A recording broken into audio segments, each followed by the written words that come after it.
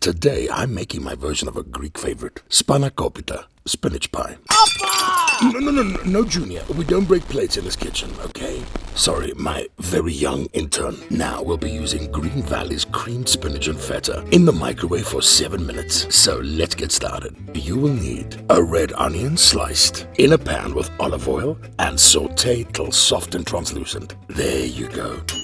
By now, the creamed spinach is ready. Add the sauteed onions, add the fresh dill, no stalks.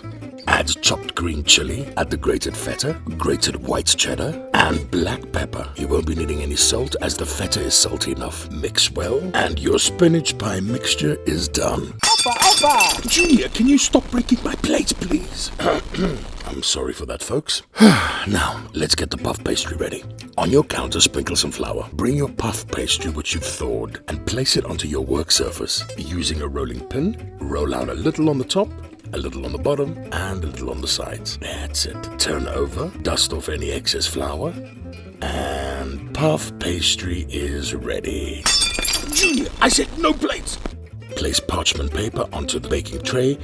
Spray the paper so that the pie won't stick, and then carefully place the puff pastry into your baking tray. The sides must stick out. Now add the spinach pie mixture onto your pastry and spread, but not to the edge. There must be enough pastry all around to fold over. Now let's wrap this baby up, pull the top of the pastry and fold over into the center of your pie. Do the same with the bottom. The puff pastry has elasticity, so don't be scared to pull and stretch. That's it. You will notice that the sides need some trimming and some tidying up before you fold them over as well. Fold over, press down to ensure the mixture spreads evenly in the pastry. Don't mind me, I'm having some black coffee. Daddy!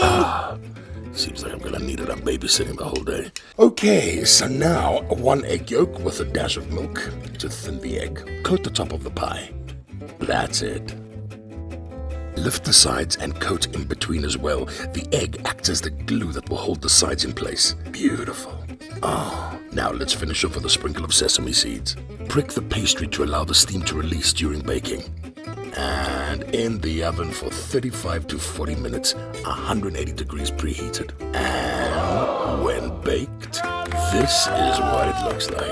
Heaven. I like to serve it with a parchment paper. Let's cut. Oh, look at that. Spanakopita. Oppa, Daddy! I said no plates. No. I'm gonna kill him.